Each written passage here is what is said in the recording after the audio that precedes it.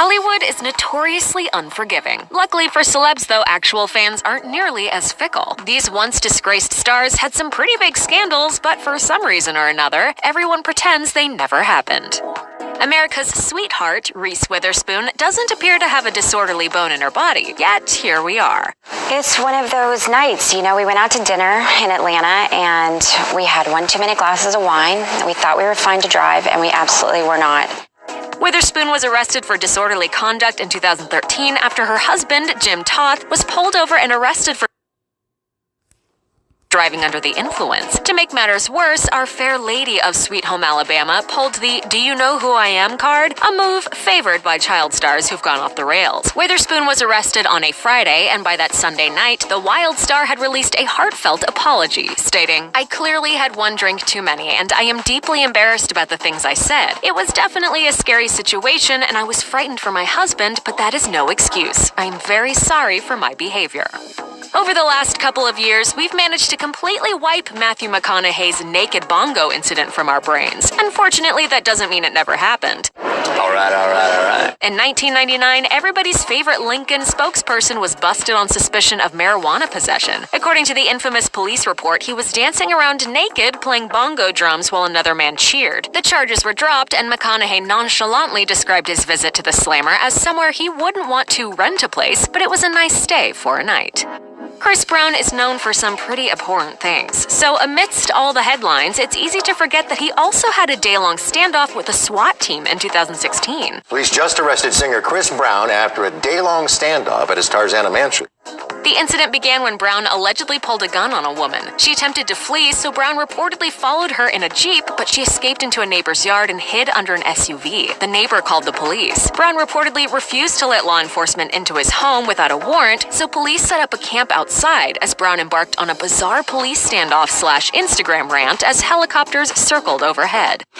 Come on, my what the else do y'all want from me, bro?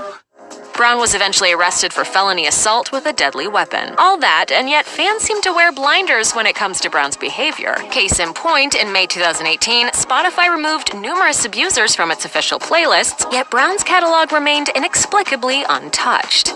In the Me Too era, it's kind of shocking that everyone seems to ignore the 1989 sex tape Rob Lowe shot with an underage girl. According to Yahoo, the St. Elmo's Fire alum was in his early 20s when he picked up two women at a nightclub. The girls agreed to be videotaped, and Lowe filmed their enthusiastic romp. The video was circulated around the world, which wouldn't necessarily have been a huge deal had one of the participants not been 16 years old. Lowe believed the girl was at least 21 because he picked her up at a club where he'd been carded. The problem is people don't know the facts of the case. They don't know it's a bar where I get carded going in.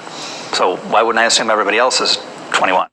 Unfortunately, after the video surfaced, he was slapped with a lawsuit by the teen's mother, and his scandal was plastered across tabloids. He received a mere 20 hours of community service for taping the encounter with a partner under 18, and his career barely suffered. The following year, Lorne Michaels let Lowe host SNL, and everything was more or less forgotten.